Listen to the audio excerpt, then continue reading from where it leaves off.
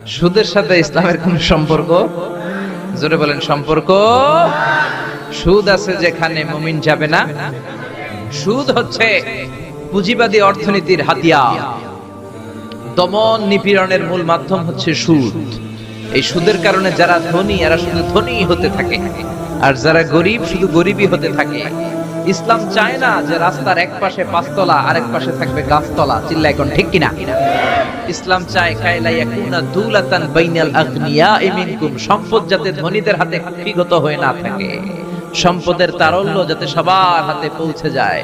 এজন্য ইসলাম সুদকে করেছে হারাম আর ব্যবসাকে করেছে হালাল। চিল্লায় পড়েন আল্লাহু আকবার। এজন্য রব্বুল আলামিন বলেন ওয়া আহাল্লাল্লাহুল বাইআ ওয়া হারামার রিবা, আমি আল্লাহ তোমাদের জন্য সুদকে করলাম হারাম আর ব্যবসাকে করে দিলাম হালাল। সুবহানাল্লাহ।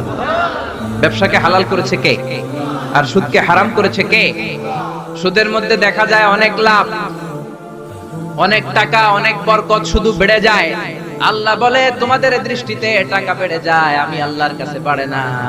আর তোমরা যখন যাকাত দাও, দান করো, তোমাদের দৃষ্টিতে দেখা যায় টাকা কমে যায়, কিন্তু আমি আল্লাহর কাছে টাকা কমে না। সুবহানাল্লাহ। এজন্য সুদকে আল্লাহ নিশ্চিহ্ন করে দিবেন। ইয়ামহাকুল্লাহ ওয়া ইউরবিস সাদাকাত। আল্লাহ বলে আমি সুদকে নিশ্চিহ্ন করে দেব, সুদকে আমি ধ্বংস করে দেব, সুদের ভেতরে কোনো বরকত দেব না। আর ব্যবসা করলে সামান্য ব্যবসার ভেতরে বরকত ঢুকিয়ে দিবে কে? আরো জোরে বলেন কে? বিশ্বনবী সুদখোরদের উপর লানত দিয়েছে। কি দিয়েছে? লাআনা রাসূলুল্লাহ আকিলার রিবা ওয়া মুকিলাহু ওয়া কাতিবাহু ওয়া শাহিদাইহি। যারা সুদ খায়, যারা সুদ দেয়, যারা সুদের দলিল লেখক, যারা সুদের সাক্ষী থাকে, সবার উপরে বিশ্বনবী লানত দিয়েছেন। জোরে পড়েন নাউযুবিল্লাহ। এজন্য খবরদার, সুদের সাথে মুসলমানদের কোনো সম্পর্ক। বিশ্বনবী বলেছেন আর রিবা সালাসুন ওয়া সাবউনা বাবান, সুদের রয়েছে 73টা গুনাহ। কয়টা গুনাহ? আরো জোরে বলেন কয়টা? সুদের মধ্যে 73টা গুনাহ। আইসারুহা আইয়ান কাহার রাজুলু উম্মা, 73টা গুনার মধ্যে সবচাইতে ছোট গুনাহ হলো নিজের মায়ের সাথে জিনা করা। 73টা গুনাহ, আর সবচেয়ে ছোট গুনাহ হচ্ছে আইয়ান কাহার রাজুলু উম্মা, ব্যক্তি তার মায়ের সাথে জিনা করবে। এটা যদি সবচেয়ে ছোট গুনাহ হয়, তাহলে বড় গুনার অবস্থা কি?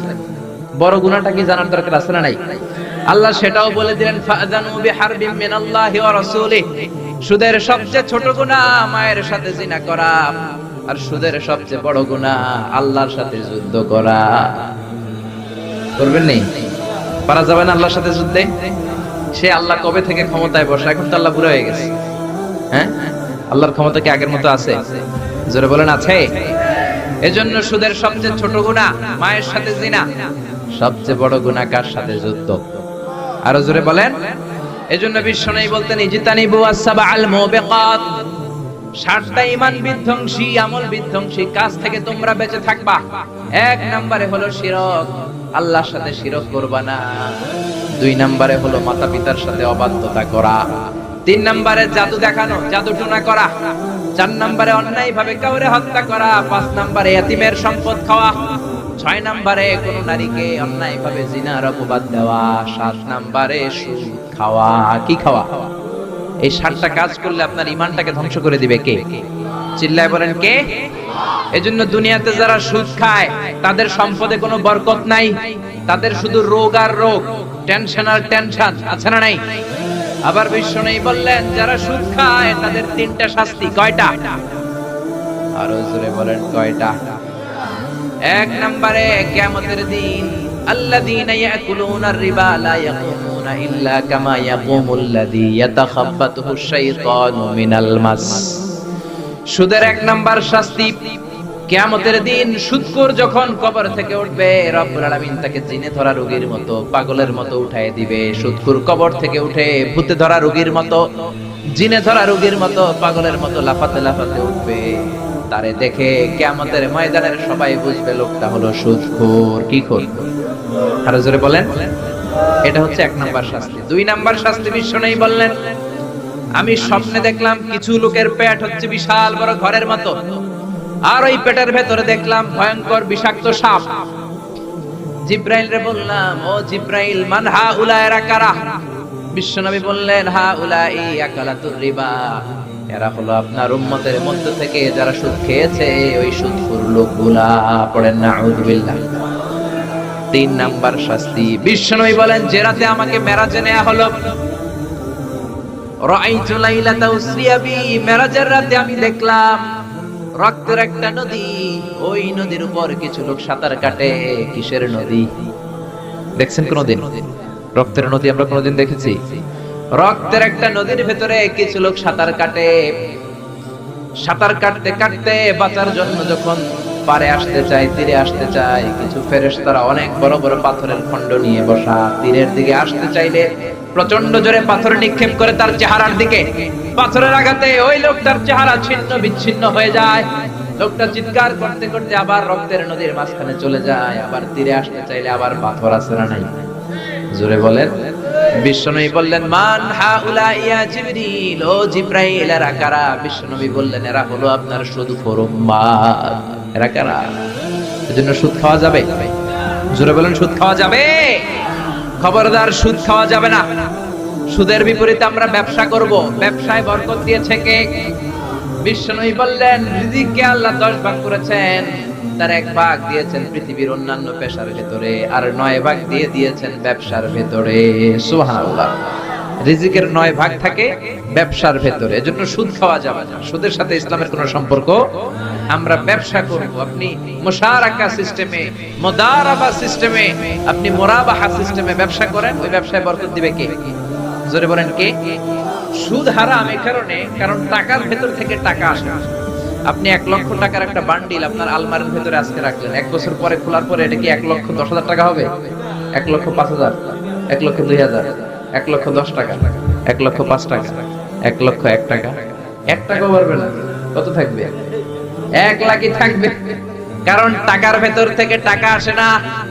টাকার ভেতর থেকে টাকা আসে যখন ওই টাকার সাথে শ্রম যুক্ত হয়, যখন টাকার সাথে কষ্ট যুক্ত হয়, যখন টাকার সাথে মেধা যুক্ত হয়। ঠিক কি না? তো আপনি টাকা দিয়ে কেমন করে টাকার ভেতর থেকে টাকা নেন? এটা হারাম। হয়তো আপনাকে ব্যবসায় অংশগ্রহণ করতে হবে, লাভ লস দুইটাতে অংশগ্রহণ করতে হবে, রিস্কও থাকবে। আপনি ব্যবসায় টাকা দিয়ে শুধু লাভ নিলেন, লস নিলেন না, এটাই সুদ। ঠিক কি না? আপনার লাভও নিতে হবে, লস নিতে হবে, ঝুঁকিও নিতে হবে। এইটার নাম হলো ব্যবসা। হয় আপনি ব্যবসা করবেন, তা না হলে আপনি কর্জে হাসানা দিবেন। কি দিবেন? কর্জে হাসানা দিলে ওই ব্যক্তির মর্যাদা বাড়িয়ে দেয় কে? চিল্লায় বলেন, কে? 3 সিস্টেমে ব্যবসা করবেন। কয় সিস্টেমে? সবাই বলেন, আরো জোরে বলেন। 1 নাম্বার হচ্ছে মুশারাকা সিস্টেম। মুশারাকা, পার্টনারশিপ। আমি আপনি শেয়ার, 3-4 জন মিলে শেয়ার।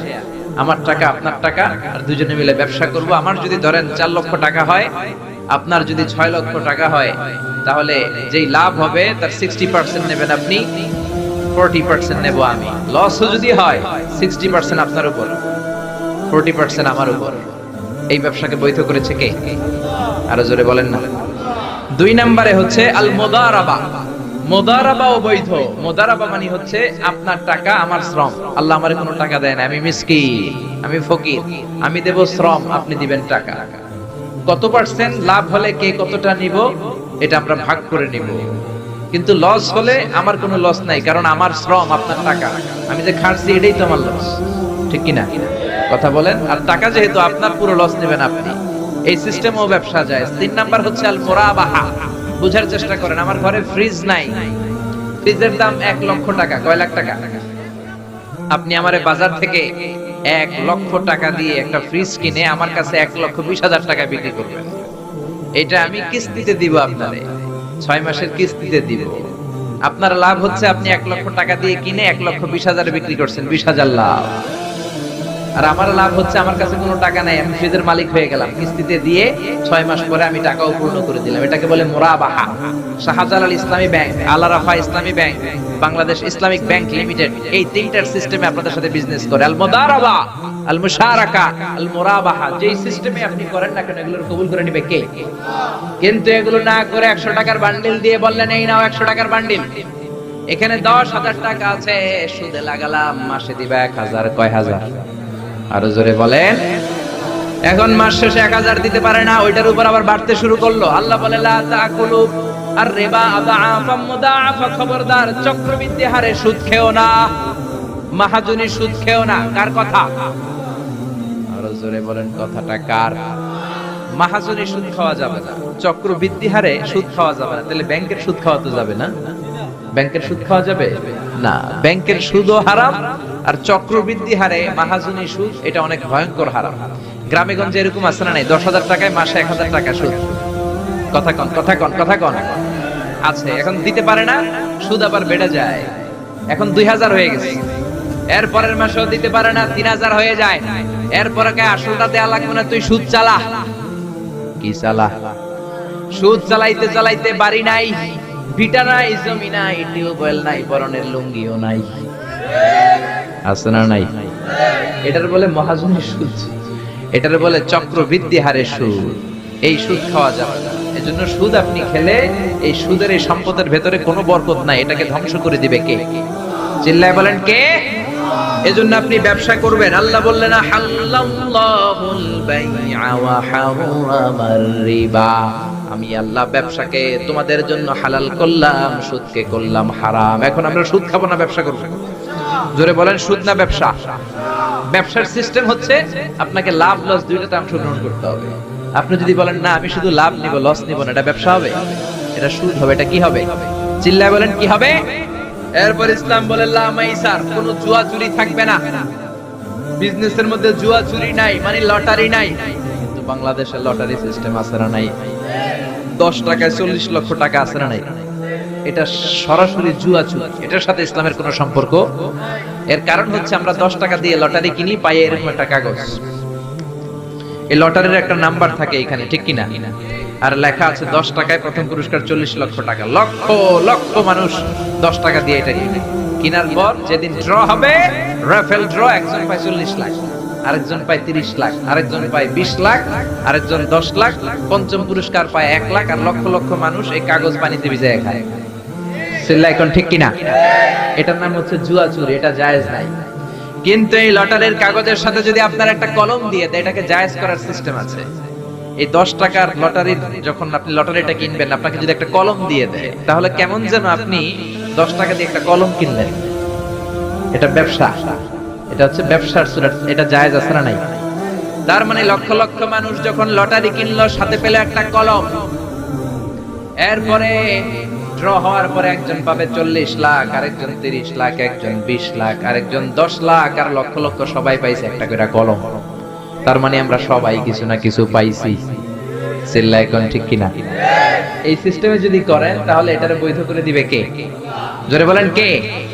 এরপরে ইসলাম বলেন নো আনসার্টেইনটি, কোন ব্যবসার মধ্যে আনসার্টেইনটি থাকতে পারবে না, সুনিশ্চিত হতে হবে সবকিছু। লা দারারা ওয়ালা দিরার ওয়ালা গারারা ফিল বাই, বেচা কিনার মধ্যে কোনো ধোঁকাবাজি থাকতে পারবে না, অনিশ্চয়তা থাকতে পারবে না। অনেকে উড়ন্ত কবুতর বিক্রি করে, আছে না নাই? কবুতর যারা পালেন, 10টা কবুতর আছে আপনার, আপনি দেখবেন সারাদিন কবুতর আকাশে উড়ার পরে বিকালে আবার বাসায় চলে আসে। আপনি বললেন এই যে 10টা কবুতর আকাশে উড়ে, এই 10টা কবুতর আপনার বিক্রি করে দিলাম, এক একটা 100 টাকা করে, 10টায় কত হয়? 1000 টাকা বিক্রি করে দিয়েছেন। এই বিক্রি শরীয়ত সম্মত হয় না। এর কারণ প্রতিদিন কবুতরগুলো বিকেল বেলা উড়ার পরে সন্ধ্যাবেলায় ফিরে, আজকে বিকালে নাও ফিরতে পারে। যেরকম ঠিক কিনা? আজকে 10টা কবুতর যদি অন্যদিকে চলে যায়, 1000 টাকা লিয়ে কিলাকিলি আছে না নাই? ইসলাম বলে কিলাকিলির কোনো সুযোগ নাই। কবুতরগুলো নামবে, 10টারে তুমি ধরবা, কবজ করবা, তার হাতে হ্যান্ডওভার করবা, তারপরে বিক্রি করবা। এটারে জায়েজ করে দিবে কে? এরপরে পুকুরের মধ্যে মাছ থাকা অবস্থায় কেনা বেচা জায়েজ নাই। এরকম কেনা বেচা বাংলাদেশে আছে না নাই? আন্দাজে মানুষে শখের বসে কিনে ফেলে, পুকুরের মধ্যে বুদবুদ করতেছে, ভাবতেছে হাজার হাজার মাছ কিনছে, 10 লক্ষ টাকা দিয়ে কিনে ফেলছে। কই মাছের পুকুর, উঠায় দেয় 20 কেজি কই আর 50 কেজি কাঁকড়া আর 70 কেজি ব্যাং, আছে না নাই? এরপরে কিলাকিলি আছে না নাই? এজন্য ইসলাম বলে না, কবুতরটা হাতের মধ্যে কবজ করার পরে যেমনি বিক্রি করলাম, মাছগুলাও জাল দিয়ে তোলো, তারপরে কোনে কোনে বিক্রি করো, কবুল করে নিবে কে? গাভীর ওলানের মধ্যে দুধ রেখে বিক্রি করা যায় না। ওলান এত ফিলা গেছে এরকম, এটা মনে হচ্ছে যে 20 কেজি, দহন করার পরে পাওয়া গেছে 5 কেজি, এরকম আছে না নাই? কারণ এটা দুধের কারণেও ফুলতে পারে, টিউমারেও ফুলতে পারে, ঠিক কিনা? এজন্য ইসলাম বলে লা গারারা ফিল ইসলাম, ইসলামে কোনো করার নাই, ধোঁকাবাজি নাই, আনসার্টেনটি নাই, অনিশ্চয়তার মধ্য দিয়ে হাওয়ার মধ্যে কোনো বিজনেস নাই। আগে জিনিসটা তোমার হাতে নাও, তারপরে বিক্রি করো, কবুল করে নিবে কে? শেয়ার বাজার নিয়ে প্রশ্ন করে, যেই প্রোডাক্টের ব্যবসা হালাল ওই প্রোডাক্টের শেয়ারও হালাল, চিল্লায় বলেন ঠিক কিনা? এরপরে বিষ্ণু বললেন, মান গাশানা ফালাইসা মিন্না, বেচা কিনার মধ্যে যে আমার উম্মতদের মধ্যে যে অন্যকে ধোঁকা দেয় সে আমার উম্মত হতে পারে। ধোঁকাবাজির ব্যবসা বাংলাদেশে আছে না নাই? ফলের দোকানে গেলে দেখবেন চকচকে যেই সাইডটা ওই সাইডটা ক্রেতার দিকে রাখে, পচা জায়গাটা নিচের দিকে রাখে, এরকম ব্যবসায়ী আছে না নাই? বিশ্বনবী মদিনার বাজারে গমের দোকান পরিদর্শন করতে গেলেন, যে দেখলেন গমের স্তূপ, বিশ্বনবী গমের ভেতরে হাত ঢুকায়া দিলেন। উপরে দেখা যায় শুকনা গম, ভিতরে দেখা যায় ভিজা গম। বিশ্বনবী বললেন, মান গাশানা ফালাইসা মিন্না, যে আমাদেরকে ধোঁকা দেয় সে আমাদের উম্মত নয়। The person who deceives us is not among us, যে আমাদেরকে ধোঁকা দেয় সে আমাদের উম্মত হতে পারে। চিল্লায় বলেন উম্মত হতে পারে। এজন্য এই ধোঁকাবাজি করে কোনো ব্যবসা করা যাবে? জোরে বলেন। আর সুদের সাথে আমাদের কোনো সম্পর্ক? চিল্লায় বলেন সম্পর্ক। সুদকে ধ্বংস করে দিবে কে? আর ব্যবসায় বরকত ঢুকিয়ে দিবে কে? বরকতে বিশ্বাস করেন তো? বিশ্বাস করেন? অল্পের ভেতরেও বরকত হতে পারে, হাজার কোটি টাকার মধ্যেও বরকত নাও থাকতে পারে। চিল্লায় বলেন ঠিক কিনা? এজন্য আজ থেকে সুদের সাথে আমাদের কোনো সম্পর্ক নেই, আমরা ব্যবসা করব মুশারাকা সিস্টেমে, মুদারাবা সিস্টেমে, মুরাবাহা সিস্টেমে ব্যবসা করব। অল্প প্রফিট হলো এটার মধ্যে বরকত দিবে কে? আরো জোরে বলেন কে? আর সুদের ব্যবসা করবেন না তো? কারা কারা আজকে থেকে সুদের কোনো ব্যবসার সাথে জড়িত থাকবেন না? দুই হাত উঁচু করে আমার আল্লাহর দেখা। আল্লাহ আমাদের হাতগুলোকে তুমি কবুল করো। চিল্লায় পড়েন আমিন। সুদের আলোচনা ভালো লাগতেছে না? না একেবারে উপরে এসে পড়ছে না? সুদের সাথে ইসলামের কোনো সম্পর্ক নাই। আল্লাহ সুদ থেকে আমাদেরকে বাঁচাক। আল্লাহ আমাদের হালাল রিজিকে বরকত দিক। আরো জোরে পড়েন আমিন। আমি আমার খুতবার শুরুতে সূরাতুল বনী ইসরাইলের ছোট্ট একটা আয়াত তেলাওয়াত করেছি। আসুন এই আয়াতের আলোকে আপনাদের সাথে কিছু কথা শেয়ার করি, যদি আপনারা মনোযোগী হন। শুনবেন শুনবেন শুনবেন শুনবেন। রব্বুল আলামিন বলেন, ওয়া ক্বাদা রাব্বুকা আল্লা তা'বুদু ইল্লা ইয়্যাহু ওয়া বিল ওয়ালিদাইনি ইহসানা। আল্লাহ বললেন, গোলাম আমার ফয়সালা দুইটা, এই দুইটা ফয়সালা হলো স্পেশাল ফয়সালা, অনড় ফয়সালা। এই ফয়সালার কোনো নড়চড় নাই, এই ফয়সালার কোনো পরিবর্তন নাই। প্রথম ফয়সালাটা হলো আল্লাহ তা'বুদু ইল্লা ইয়া, ইবাদত হবে একজনের, তিনি কে? আল্লাহ ছাড়া অন্য কারো ইবাদত করা যাবে? আবার আল্লাহ ডেকে বললেন, গোলাম জিন জাতি মানব জাতি এই দুইটা জাতিকে আমি সৃষ্টি করেছি শুধু আমার ইবাদতের জন্য, ঠিক কি না? ওয়ামা খালাকতুল জিন্না ওয়াল ইনসা ইল্লা লিয়াবুদুন। আমি জিন জাতি আর মানব জাতিকে কোনো কাজের জন্য তৈরি করি নাই, কোনো উদ্দেশ্যে বানাই নাই, শুধুমাত্র কেবলমাত্র একমাত্র আমি আল্লাহর ইবাদতের জন্য বানিয়েছি। কার কথা? আরো জোরে বলেন কার? আল্লাহ ছাড়া কারো ইবাদত করা যায় না। এই পৃথিবীতে যত নবী এসেছে, এই পৃথিবীতে যত রাসূল এসেছে, সব নবী রাসূলের একটাই দাওয়াত ছিল, তোমরা ইবাদত করবে একজনের, তিনি কে? ইয়া কওমি ইবুদুল্লাহা মা লাকুম মিন ইলাহিন গায়রু। ও আমার কওমের লোকেরা, ও আমার স্বজাতির লোকেরা, এক আল্লাহ ছাড়া অন্য কারো ইবাদত করো না। জিকির করতে হবে একজনের, চাইতে হবে একজনের কাছে, সেজদা দিতে হবে একজনকে, তিনি কে? আল্লাহ ছাড়া কাউরে সেজদা দেয়া যাবে? আমাদের দেশে মাজারে যে সেজদা আছে না নাই, এই মাজারের নামে যে ভণ্ডামি, এটার সাথে ইসলামের কোনো রিলেশন আছে? সম্পর্ক আছে? এই ভণ্ডামির সাথে ইসলামের কোনো সম্পর্ক? তো দিল বান্দা কালমা চোরে না পায় শ্মশান, না পায় ঘরে দিন থাকিতে, আইরে পথে ছাইড়া দে ভণ্ডামি ভণ্ডামি ভণ্ডামি ভণ্ডামি, ছাইড়া দে ভণ্ডামি, ঠিক কি না? নামাজ রোজা করে না, ইবলিস শয়তানের নানা, এরকম আছে না নাই?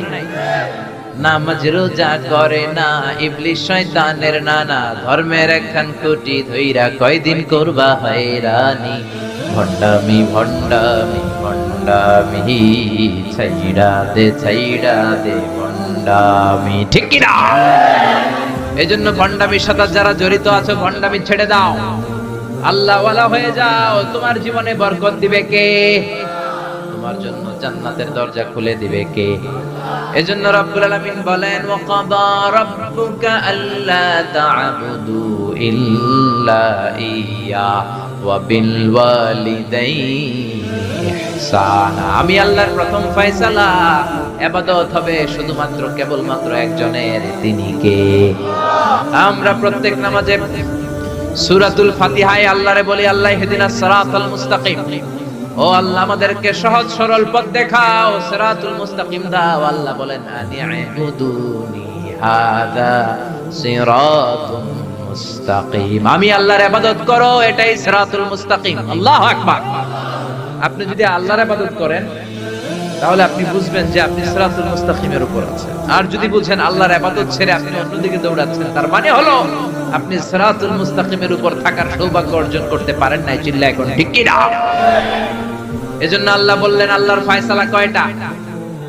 আরো জোরে বলেন, কয়টা? এক নাম্বার ফয়সালা, ইবাদত হবে শুধু একজনের, তিনি কে? এই ফয়সালার সাথে সবাই একমত? দ্বিমত কেউ নাই? কেউ নাই? দু একজন থাকতে পারে, কেউ নাই। আল্লাহ বললেন, আমার প্রথম ফয়সালা, ইবাদত হবে শুধু আমি আল্লাহর। দুই নাম্বার ফয়সালা, ওয়া বিল ওয়ালিদাইনি ইহসানা, ইহসান হবে মাতা পিতার সাথে, মানে ভালো আচরণ হবে মাতা পিতার সাথে। বুঝা গেল, ইবাদত হবে আল্লাহর, ইহসান হবে মাতা পিতা। আল্লাহর সাথে, আল্লাহর জন্য আপনি ইবাদত করবেন, আর মাতা পিতার প্রতি আপনি ইহসান করবেন। ইহসান মানে সদাচরণ, ইহসান মানে খেদমত, ইহসান মানে তাদের জন্য খরচ করা, ইহসান মানে আপনার সব সম্পদ তাদের পায়ের সামনে, আপনার সব ক্ষমতা তাদের পায়ের সামনে বিলিয়ে দেয়া, বিছিয়ে দেয়া। চিল্লায় এখন ঠিক কি না? এজন্য আল্লাহ বললেন, আমার দুই নাম্বার ফয়সালা, ওয়া বিল ওয়ালিদাইনি ইহসানা, মাতা পিতার সাথে ইহসান করবা। আমরা বললাম, আল্লাহ আপনার জন্য ইবাদত হবে, এটা আমরা বুঝলাম, মাতা পিতার সাথে ইহসান কেমন করে হবে এটা আমরা বুঝলাম না। আল্লাহ বললেন, ইহসান কাকে বলে যদি না বোঝো তাহলে বুঝে নাও, ইম্মা ইয়াবলুগান্না ইনদাকাল কিবারা আহাদুহুমা আও কিলাহুমা ফালা তাকুল লাহুমা উফ। আল্লাহ নিজেই ইহসানের ব্যাখ্যা দিচ্ছেন।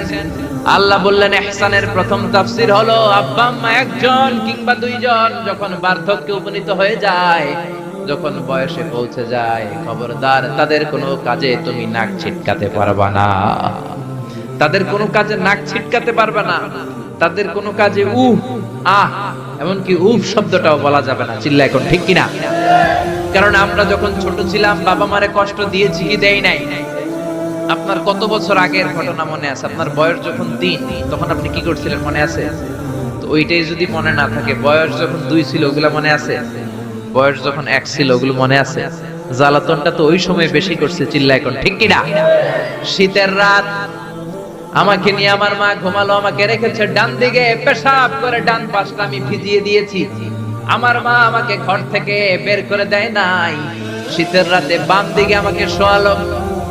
কনকনে মাঘ মাসের শীতের রাতে বাম পাশটাতেও পেশাব করে ভিজিয়ে দিলাম। আমার মা আমারে ঘর থেকে বের করে দেয় নাই। আমার মা তার বুকের মাঝখানে রেখে ঘুমাতে শুরু করেছে।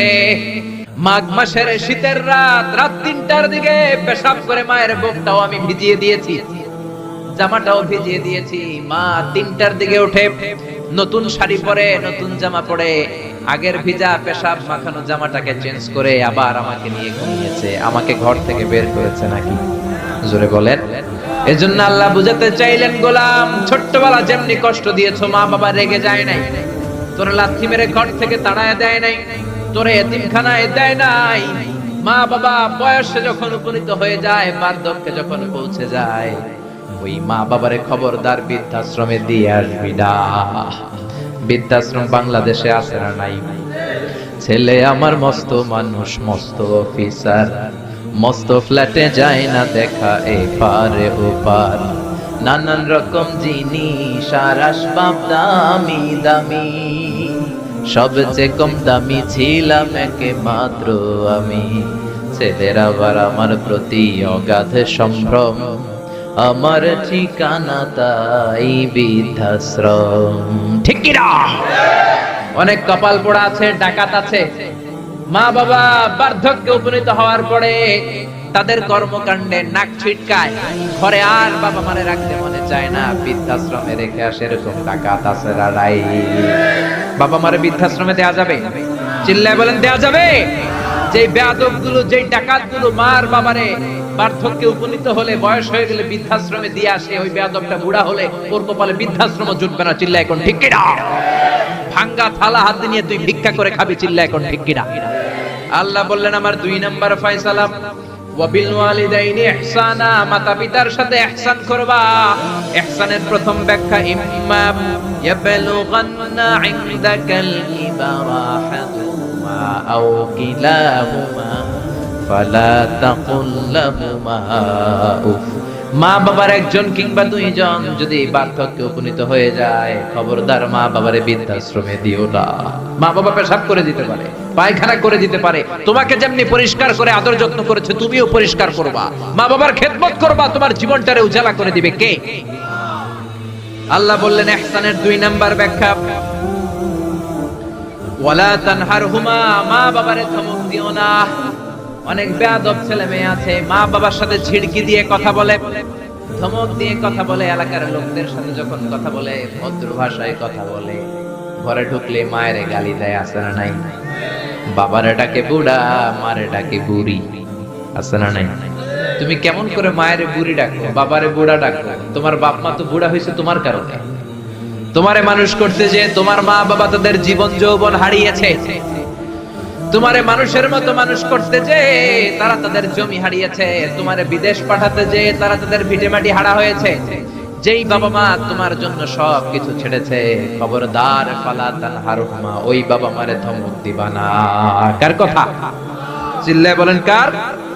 এরপর আল্লাহ বললেন ওয়ালা তানহারহুমা ওয়া কুল লাহুমা কওলান কারীমা, তাদেরকে ধমক দিবা না, বরং তাদের সাথে ভালো আচরণ করবা, কোমল ভাষায় কথা বলবা।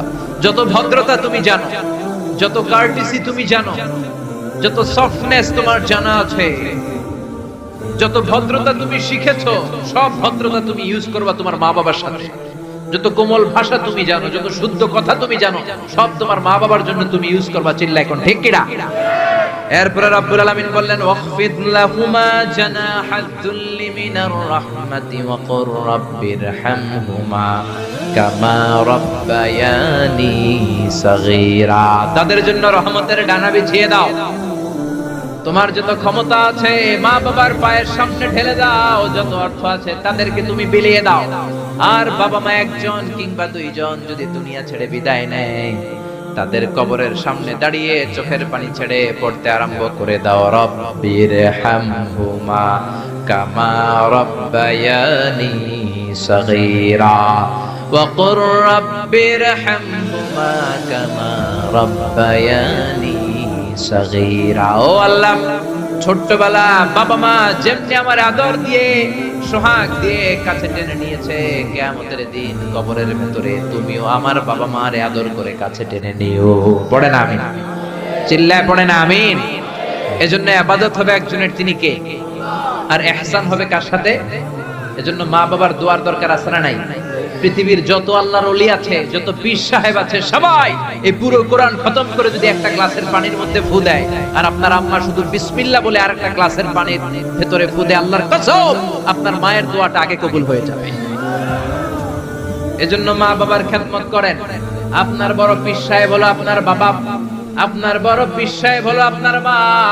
দুনিয়ার সবাই দোয়া করলে ওই দোয়া মিস হয়ে যেতে পারে, মা বাবা দোয়া করলে মিস হবে নাকি? হবে। অনেক টাকা আইতাছে, দেখবেন মাজারের উপরে মশারি দেয়, আছে না নাই? খুঁজে দেখবেন ওর বাপের মশায় কামড়ায়, ওর মায়ের মশায় কামড়ায়, আর ও বাবার দরবারে যে মাজারে মশারি দিয়ে আসছে, এরকম টাকা আইতাছে না নাই? এজন্য খবরদার, মা বাবার সাথে ইহসান করো। বিশ্বনবী মসজিদে নববীতে মিম্বারের এক তলার মধ্যে পা রাখলেন, আওয়াজ করে বললেন আমিন। দ্বিতীয় তলার ভেতরে পা রাখলেন, আওয়াজ করে বললেন আমিন। তৃতীয় স্টেপে পা রেখে বিশ্বনবী পড়লেন আমিন। সাহাবারা বললেন নবী তিনবার আমিন বললেন, কেন বললেন বুঝলাম না। বিশ্বনবী বললেন প্রথম স্টেপে যখন পা রাখলাম, জিব্রাইল এসে বলল রমজান মাস পাওয়ার পরে রোজা রেখে ইবাদত করে যেই বান্দা গুনাহ মাফ করতে পারে নাই তার উপরে আল্লাহর লানত। আমি বিশ্বনবী বললাম আমিন।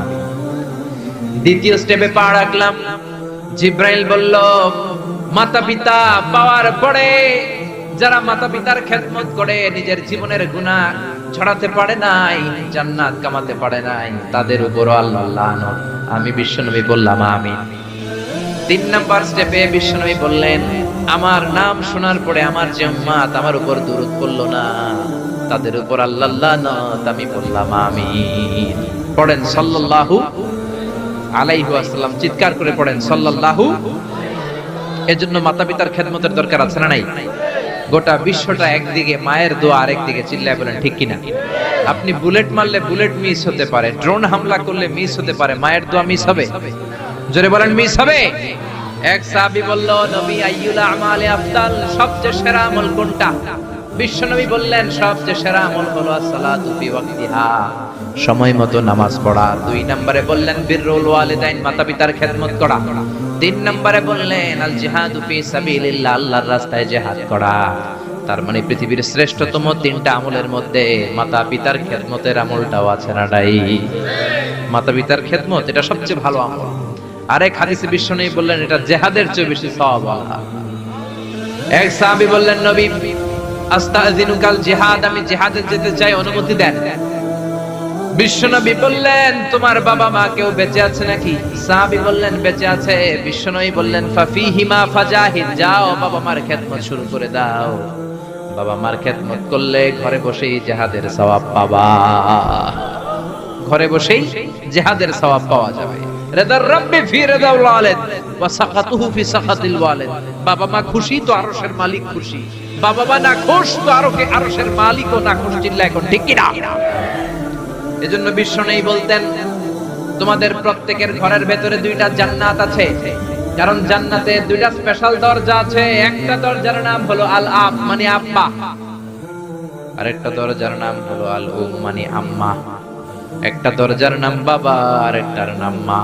এজন্য বিশ্বনবী বলেন এই দুইটা দরজার সাথে তোমরা কি আচরণ করবা তোমাদের ডিসিশন। হুমা জান্নাতুকা ওয়া নারু, বাবা মাই তোমার জান্নাত, বাবা মাই তোমার জাহান্নাম। বাবা মার সাথে ভালো আচরণ করলে 8টা জান্নাতের দরজা তোমার জন্য খুলে দিবে কে? আর খারাপ আচরণ করলে জাহান্নাম আছে না নাই? তোমার বাবা মা যদি কাফের হয়, হিন্দু হয়, বৌদ্ধ হয়, তারপরও ভালো আচরণ করবা, ঠিক কি না? বাংলার জমিনে এরকম অনেক হিন্দু ফ্যামিলি আছে, হিন্দু ইয়াং ছেলে মুফাসসিরে কোরআনের তাফসীর শুনে হাতে হাত রেখে কালিমা পড়ে মুসলমান হয়ে গেছে, আছে না নাই? কিন্তু মা তো মুসলমান হয় নাই, বাবা তো মুসলমান হয় নাই, বাপ মা হিন্দুই রয়ে গেছে। তো বাপ মা হিন্দু, ছেলে মুসলমান, তুমি কি মা বাবার সাথে খারাপ আচরণ করতে পারবা? কথা বলেন। মা বাবা হিন্দু হোক, নাস্তিক হোক, বৌদ্ধ হোক আর খ্রিস্টান হোক, মা বাবার দোয়া নিতে হবে, আশীর্বাদ নিতে হবে। চিল্লায় এখন ঠিক কি না? বিশ্বনবী শালী নাম কি বলেন তো, কেউ জানেন বিশ্বনবী শালীর নাম কি? আসমা। মাশাআল্লাহ, আসমা বিনতে আবি বকর বিশ্বনবী শালী। উনি মুসলিমা কিন্তু উনার মা ছিল মুশরিকা। বিশ্বনবীরে বললেন নবী আমি মুসলিমা কিন্তু আমার মা মুশরিকা, কাফেরা, এখন আমি কি করব? আমার মায়ের সাথে কি ভালো আচরণ করব নাকি? বিশ্বনবী বললেন খবরদার, মা মুশরিক হোক কাফের হোক তারপরেও তোমার মা, ঠিক কি না? সিলিহা, দোয়া দাও, ভালো আচরণ করো, সম্পর্কটারে মিলায় রাখো, তোমার জান্নাতে ঢুকায় দিবে কে? 3 জিনিসের দিকে তাকালেই সওয়াব। 3টা জিনিসের দিকে তাকানোর সাথে সাথে আপনার আমলনামায় সওয়াব দিবে কে? 1 নাম্বার নাযার ইলাল কোরআন, কোরআনের দিকে যখন নজর করে তাকাবেন আপনার আমলনামায় সওয়াব দিবে কে? সুবহানাল্লাহ কইতে মনে চায় না? 2 নম্বরে কাবা, কাবার দিকে তাকালে সওয়াব দেয় কে? 3 নম্বরে নাযার ইলা ওয়াজহিল ওয়ালিদাইন, মাতা-পিতার চেহারার দিকে নজর করে তাকালে সওয়াব দেয় কে? এজন্য বিশ্বনবী বললেন সালাসু দাওয়াতিন মুস্তাজাবাত, 3 ব্যক্তির দোয়া কোনদিন আল্লাহ ফিরায় না। 1 নম্বরে দাওয়াতুল মুসাফির, মুসাফিরের দোয়া। আপনি সফর করেন না মাঝে মাঝে, কক্সবাজারে যাচ্ছেন, সিলেট যাচ্ছেন, এই যে গাড়ির মধ্যে বসে আছেন ওই সময় আপনি দোয়া করবেন বেশি বেশি। এই সফর অবস্থায় দোয়া করলে ওই দোয়া কবুল করে কে? 2 নম্বরে দাওয়াতুস সাইম, রোজা রেখে দোয়া করলে কবুল করে কে? 3 নম্বর দাওয়াতুল ওয়ালিদাইনি লিওয়ালাদিহি, মাতা পিতা যখন চোখের পানি ছেড়ে হাত দুইটা তুলে আল্লাহর কাছে ছেলে মেয়েদের জন্য দোয়া করে ওই দোয়াটাও কবুল করে কে? এজন্য সবার আগে দোয়া চাইবেন মা বাবার কাছে। কার কাছে?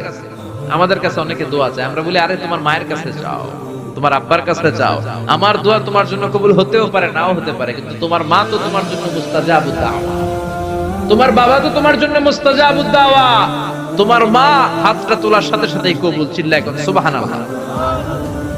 একজন বাবা এবং মা ছেলে মেয়েদের জন্য কতটা কষ্ট সহ্য করে, কতটা জ্বালা যন্ত্রণা সহ্য করে, বাবা মা না হওয়ার আগে এটা কেউ বুঝবে? আপনি শুধু ওয়াজ শুনতে পারবেন, কিন্তু বুঝবেন তখন যখন একটা ছেলে হবে, যখন একটা মেয়ে হবে, ঠিক কি না?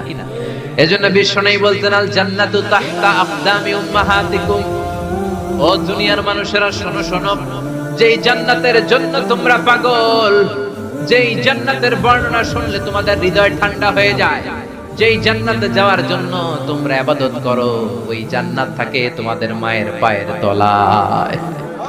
এই দুনিয়ার পুরুষ মানুষদের পায়ের নিচে থাকে জুতা, জুতার নিচে থাকে বালি, আর এই দুনিয়ার এক একটা মহিলার পায়ের নিচে থাকে তার ছেলে মেয়েদের জান্নাত। ওগো মা তুমি এই ধরনের শ্রেষ্ঠ নেয়ামত, তোমারই পদ তলে রয়েছে জান্নাত। ওগো মা তুমি এই ধরনের শ্রেষ্ঠ নেয়ামত, তোমারই পদ তলে রয়েছে জান্নাত। সুবহানাল্লাহ বলেন। এই পৃথিবীটারে 100 বার বিক্রি করলে যে টাকা হবে, ওই টাকা দিয়ে জান্নাতের একটা চেয়ারের দাম হবে? সবাই বলেন হবে না। আচ্ছা, এই পৃথিবীটারে 5000 বার বিক্রি করলে যেই মূল্য বা টাকা পাওয়া যাবে, ওই টাকা দিয়া জান্নাতের একটা টেবিল কিনা যাবে? আর যেই 8টা জান্নাত মায়ের পায়ের নিচে পড়ে আছে, ওই পা দুইটার দাম আল্লাহর কাছে বেশি না কম? জোরে বলেন বেশি না কম?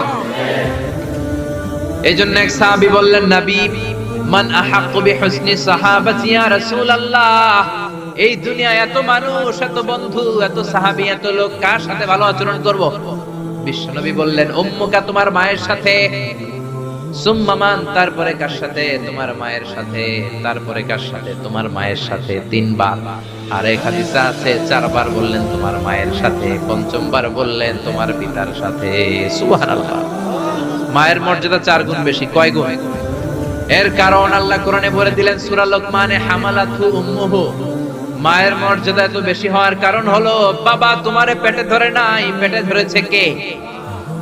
ওয়াহানানা আলা ওয়াহান, 10 মাস 10 দিন বাবা কষ্ট সহ্য করে নাই, করেছে কে? ওয়াফিসালুহু ফি আমাইন, 2 বছর বাবা তোমারে দুধ খাওয়ায় নাই, দুধ খাওয়ালো কে?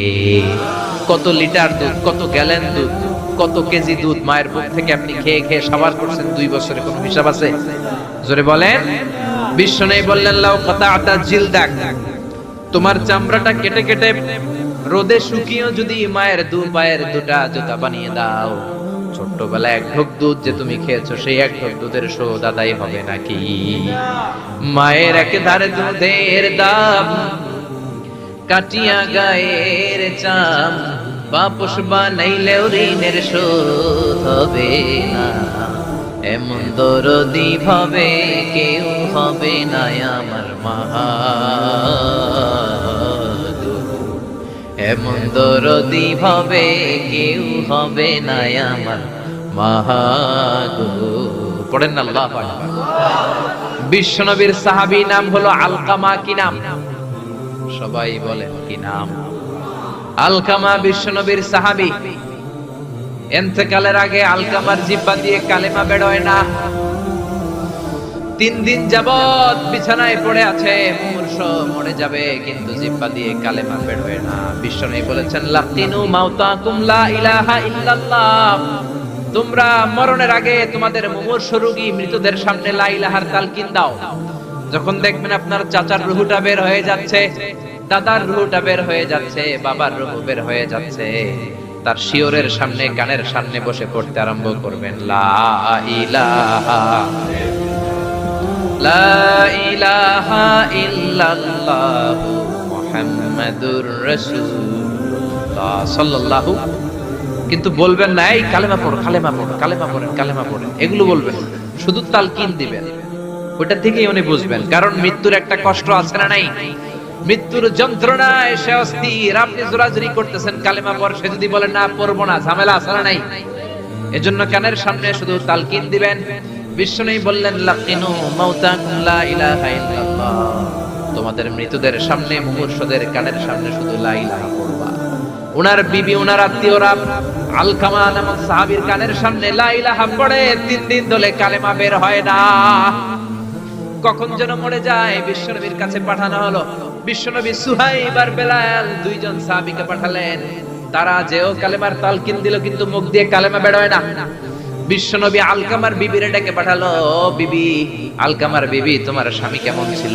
বলে আমার স্বামী অনেক বড় আল্লাহর ওলি ছিল, নামাজ ছাড়তো না, তেলাওয়াত ছাড়তো না, জিকির ছাড়তো না। বিশ্বনবী বললেন আলকামার বাবা মা কেউ বেঁচে আছে নাকি? বিবি বলে আলকামার মা বেঁচে আছে, ডাকো। আলকামার মা আসার পরে বিশ্বনবী বললেন আপনার ছেলে কেমন ছিল? নামাজ পড়তো নাকি, রোজা করতো নাকি, জিকির করতো নাকি? আলকামার মা বলে সবই করতো। আপনার সাথে কেমন আচরণ করতো? এটা বলার পরে মা আর কথা বলে না, শুধু চোখের পানি ছাড়ে। আলকামার মা বলে নবী, আলকামার ব্যাপারে আমার মনে অনেক দুঃখ, কোনদিন আমার কথা শুনে নাই, শুধু বিবির কথা শুনতো, বউরে প্রাধান্য দিত, আমার যত্ন নিত না, আমার কথা বেশি শুনতো না, এজন্য আমার মনে আলকামার ব্যাপারে অনেক জ্বালা। বিশ্বনবী বললেন আপনার ছেলেরে মাফ করে দেন। রাগের চোটে আলকামার মা বলে না, আমি মাফ করব না। বিশ্বনবী বললেন ও সাহাবারা, লাকড়ি আনো, আগুন জ্বালাও, আলকামারে আমরা আগুনের উপর নিক্ষেপ করব। আগুন জ্বালানো হলো, সব সাহাবারা আলকামাকে ধরে আগুনের মধ্যে ফেলবে। দুঃখিনী মা বিশ্বনবীর পায়ের সামনে এসে বলে ও নবী, আমার কলিজার টুকরাটারে আগুনে ফেলবেন না। ও নবী, আমার মনে আর কোনো জ্বালা নাই, আমার মনে আর কোনো দুঃখ নাই। আলকামা তো আমার নার ছেড়া ধন, 10 মাস 10 দিন আমার পেটে ছিল, আমার দেহ থেকে নিউট্রিশন নিয়ে, খাদ্য পুষ্টি নিয়ে আলকামা বড় হয়েছে। বেয়াদবি করেছে, কি হয়েছে? আমি আলকামারে মাফ করে দিলাম গো নবী। আলকামার মা, আলকামা শিওরের সামনে দাঁড়িয়ে যখন মাফ করার ঘোষণা দিয়েছে, বিশ্বনবী সাক্ষী, সাহাবারা দাঁড়িয়ে আছে। আলকামা চিৎকার করে পড়তে আরম্ভ করলো, লা ইলাহা ইল্লাল্লাহু মুহাম্মাদুর রাসূলুল্লাহ সাল্লাল্লাহু আলাইহি ওয়াসাল্লাম। আল কালিমা তাইয়্যিবা চিৎকার করে পড়ার সাথে সাথে তার রূহ কবজ হয়ে গেল। চিল্লায় পড়েন আল্লাহু আকবার। এজন্য মায়ের দোয়া বড় দোয়া, বাবার দোয়া বড় দোয়া। মা বাবা দোয়া করলেও কবুল, বদদোয়া করলেও কবুল। মা বাবার শুধু যদি দোয়াটাই কবুল হতো তাহলে টেনশন নাই, দোয়া করে না তো কি হইছে। কিন্তু বদদোয়া করলেও কবুল করে নেয় কে? দোয়া করলেও কবুল, বদদোয়া করলেও। সাইয়েদনা ইব্রাহিম আলাইহিস সালাম সাইয়েদনা ইসমাঈল আর হাজরাকে, আরবিতে নাম হলো হাজা, রেখে গেলেন মক্কায়। উনার বিবি হাজরা ইন্তেকাল করলো, ছোট্ট দুধের শিশু উনার পায়ের ধাক্কায় জামজামের পানি বের হলো, বড় হতে লাগলেন। শৈশব পেরিয়ে কৈশোর, কৈশোর পেরিয়ে যৌবন, তাগড়া যুবক। তখন জুরহুম নামক একটা কওমের একটা মেয়েকে তিনি বিয়ে করলেন। বিয়ে করে সুখের সংসার শুরু করলেন আল্লাহর আদেশে। অনেক পরে সাইয়েদনা ইব্রাহিম তার কলিজার টুকরা ইসমাইলের বাড়িতে বেড়াতে গেল। কার বাড়িতে? কে গেল বেড়াতে? সাইয়েদনা ইব্রাহিম বেড়াতে গেলেন। যাওয়ার পরে দেখে সাইয়েদনা ইসমাইল ঘরে নাই। দরজার বাইরে থেকে সালাম দিলেন, আসসালামু আলাইকুম। এটা কিন্তু প্রামাণ্য বর্ণনা দিচ্ছে আমি বুখারী থেকে, বুখারীর বর্ণনা, এটা গল্প না। দরজার বাইরে থেকে সালাম দিলেন, আসসালামু আলাইকুম। ভেতর থেকে কর্কশ গলায়, ঝাঁঝালো কণ্ঠে, কণ্ঠের মধ্যে কোনো মায়া নাই, দয়া নাই, এরকম একটা কণ্ঠের মেয়ে উত্তর করে বলল, ওয়া আলাইকুমুস সালাম। সাইয়েদনা ইব্রাহিম জিজ্ঞেস করলো, কাইফা হালুকি ইয়া উম্মি, ও মা তুমি কেমন আছো? মেয়ে কয় বেশি ভালো না। সংসার কেমন চলে? সুবিধার না? খাওয়া দাওয়া ঠিক মতো হয়নি না? কিচ্ছু হয় না? আমনে কেডা? সাইয়েদনা ইব্রাহিম বলে, আমি কে তোমার জানার দরকার নাই। ইদা জাআ যাওজুকি মিনাল গাবা, স্বামী যখন তোমার বন থেকে শিকার করে ফিরবে, ফাকরাই আলাইহিস সালাম, তোমার স্বামীরে আমার পক্ষ থেকে একটা সালাম দিবা। ও মুরিহিয়া ইয়গাইরা আতাবাতা বাবিহি, বলবা ঘরের দরজার চৌকাঠটা যেন পাল্টে ফেলে। সাইয়েদনা ইব্রাহিম চলে গেলেন। বিকেল বেলা জঙ্গল থেকে শিকার করে সাইয়েদনা ইসমাইল ঘরে ফিরলেন। ঘরে ফেরার পর বিবি বলে, একটা বুড়া আইছিল। বুড়া কে আইছিল? সাইয়েদনা ইসমাইল বলে, বুড়া? বুড়া মানুষ আবার আমার ঘরে আসবে কেন? আসছে আপনারে সালাম দিছে। ওয়ালাইকুম আসসালাম। আর কি বলছে? বলেছে আপনি যেন ঘরের দরজার চৌকাঠ পাল্টে ফেলেন। ও মিয়া, চোর বোঝে চোরের সিগন্যাল, পুলিশ বোঝে পুলিশের সিগন্যাল, নবী বোঝে নবীর সিগন্যাল, ঠিক কি না? সাইয়েদনা ইসমাইল তো বুঝে ফেললেন, কি রে ঘরের দরজার চৌকাঠ পাল্টে ফেলো, এরকম রূপক কথা, মেটাফরিক্যাল ইঙ্গিত দুনিয়ার সাধারণ মানুষ দিতে পারে না। চিৎকার দিয়ে বিবিরে বললেন, ও কপাল পুড়ি, তুই কি করলি? নিজের কপাল পুড়লি, নিজের কপালে নিজে কুড়াল দিলি। যেই লোকটারে বুড়া বুড়া বলে সম্বোধন করলি, ওই লোকটার কেউ নয়, আমার জন্মদাতা পিতা, এই জামানার সবচেয়ে বড় পয়গম্বর ইব্রাহিম খলিল। আমার বাবা যে সিগন্যাল দিয়েছে, এটা তো গ্রিন সিগন্যাল না, এটা রেড সিগন্যাল। তার মানে তোর তালাক দিতে বলেছে, গেট আউট, গেট আউট, ডিভোর্সিও তালাক দিয়ে দিলাম, যা। আপনার আব্বাও যদি বলে তোমার বউরও তালাক দিয়ে দাও, দিয়ে দিবেন না? কেউ দিয়ে দিয়েন না। আপনার বাবাও বাবা, ইসমাইলের বাবা ইব্রাহিমও, কথা বলেন। সাইয়েদনা ইব্রাহিম ছিলেন আল্লাহর জালিল কাদের পয়গম্বর। আকাশ থেকে ওহী আসলে নবীরা কথা বলে, মন গড়া নবীরা কিছু বলে না।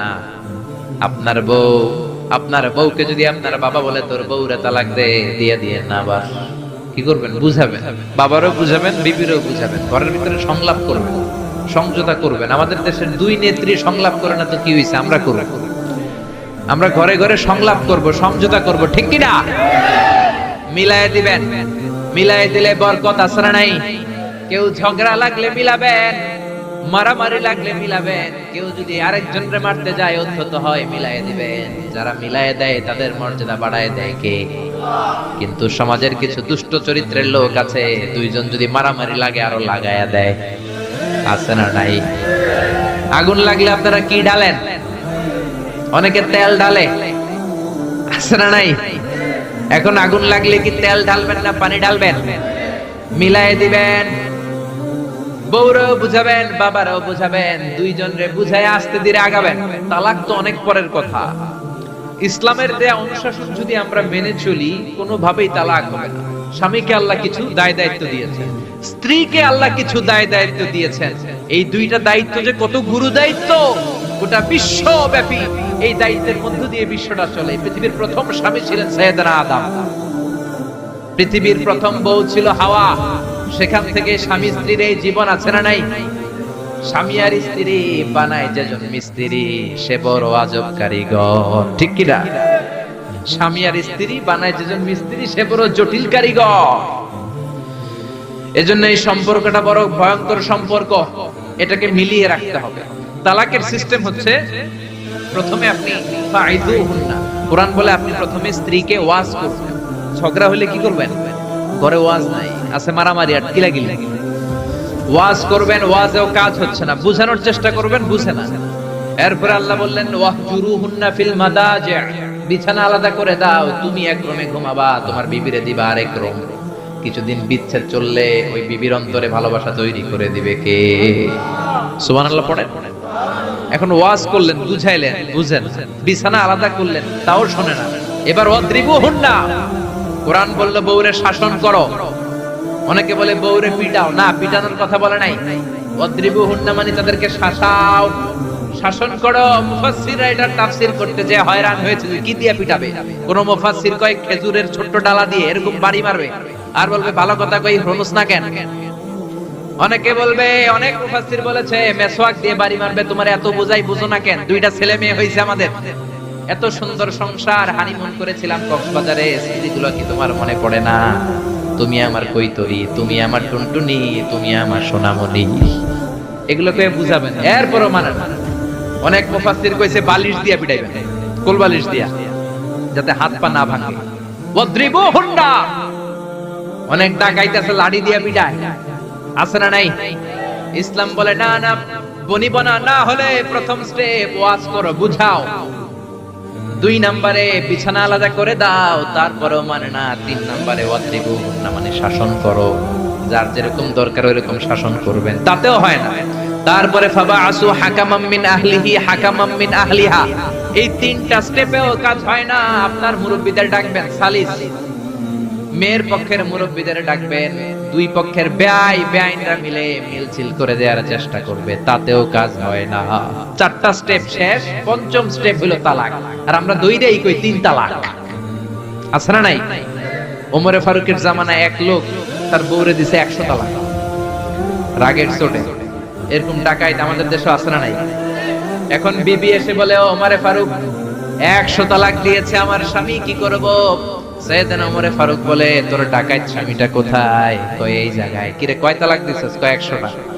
দিবি 3টা, 100টা দিলি কেন? কয় রাগের মাথায় দিছে। কয় তারা তোর বিচার করতেছে, 3 তালাকে তোর বউ তালাক, বাকি 97 তালাক তোর পিঠে পড়বে। সুবহানাল্লাহ কইতে মনছে না? এজন্য এই হচ্ছে তালাকের সিস্টেম। কতগুলো স্টেপ আপনি পার হলেন, তারপরেও আপনি একসাথে 3 তালাক দিবেন না। ইসলামের তালাককে 2 ভাগে ভাগ করা হয়েছে, একটা আত-তালাক আস-সুন্নি আর একটা তালাক আল-বিদঈ। তালাক আস-সুন্নি মানে সুন্নতি তালাক, আর তালাক আল-বিদঈ মানে বেদাতি তালাক। বেদাতি তালাক হচ্ছে রাগের মাথায় 3 তালাক, 14 তালাক, 22 তালাক।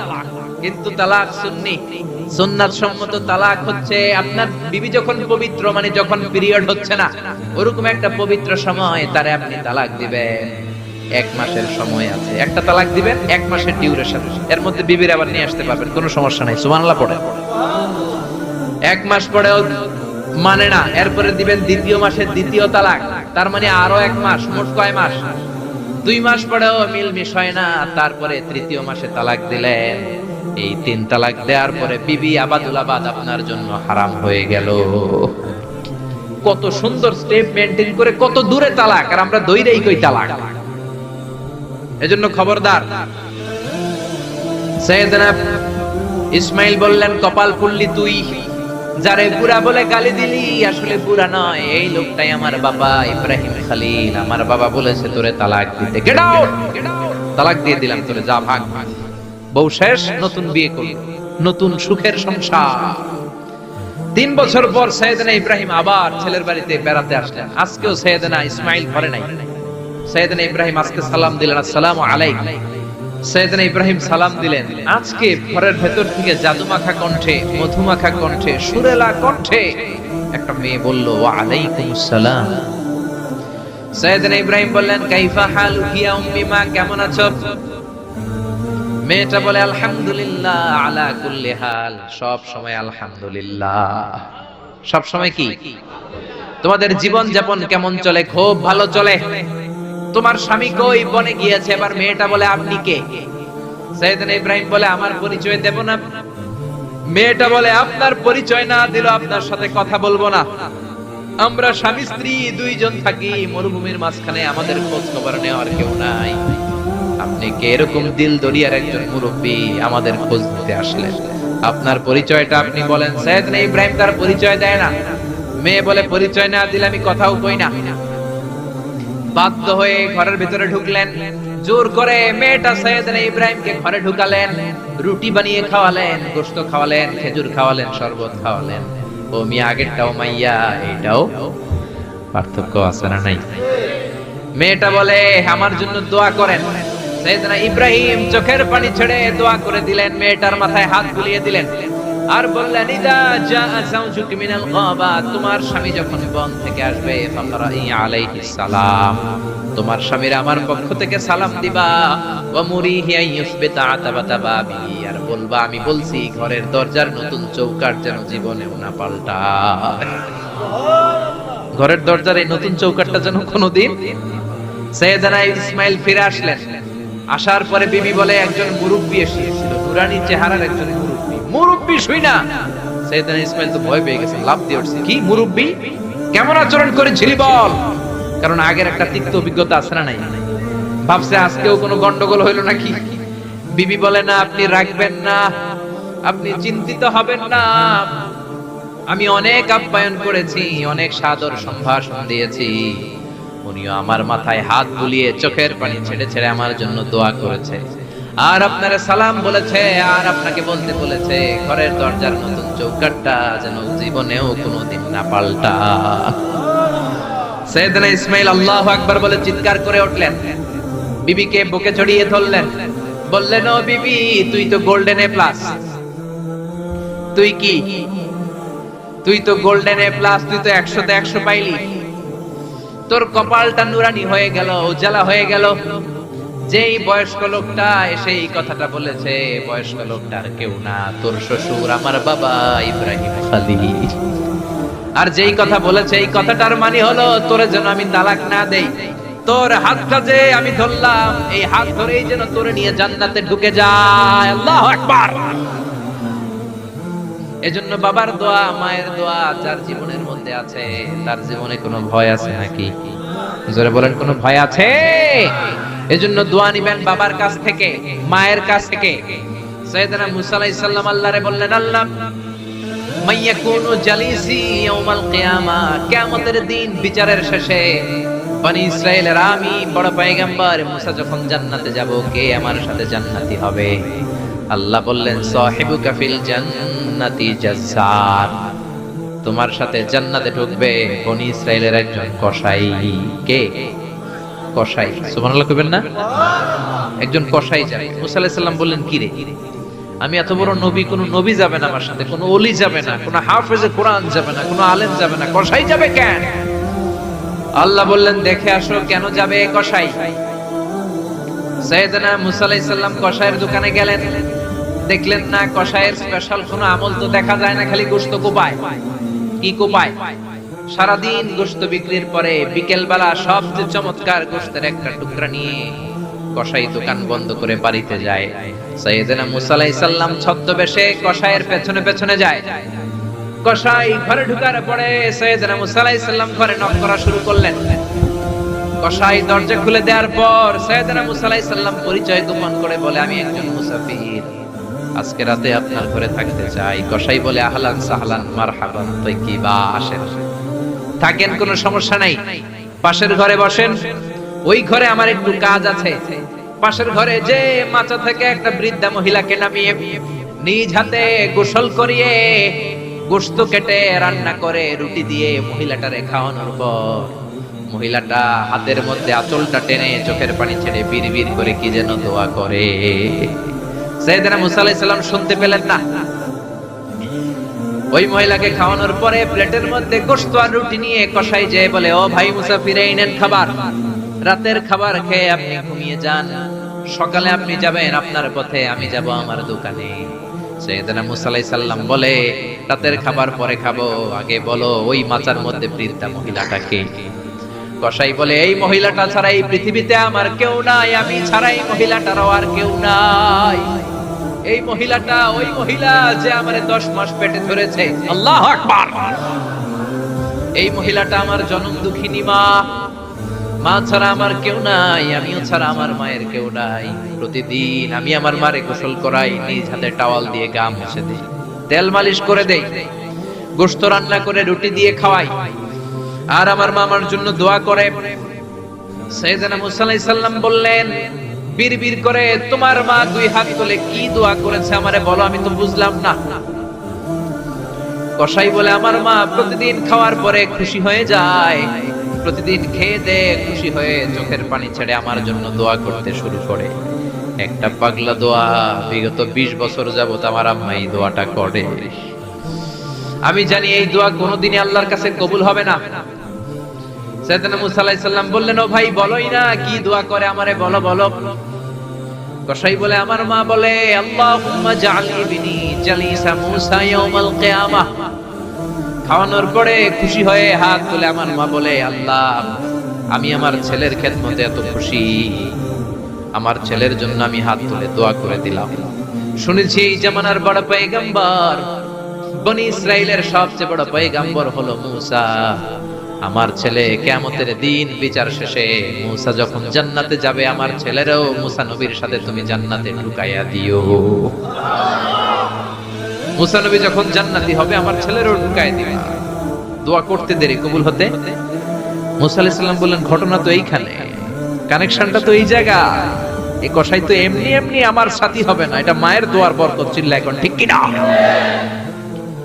এই জন্য প্রিয় ভাইয়েরা, মায়ের দোয়া ছাড়া, বাবার দোয়া ছাড়া পৃথিবীর কেউ আল্লাহর ওলি হতে পারে না। পৃথিবীর কেউ ভালো মানুষ হতে পারে না, সফল হতে পারে না, ক্যারিয়ার সুন্দর করতে পারে না, নেতা হতে পারে না, ব্যবসায়ী হতে পারে না। জীবনে যারাই সফল, তাদের সফলতার পেছনে মা বাবার দোয়া ছাড়া নাই।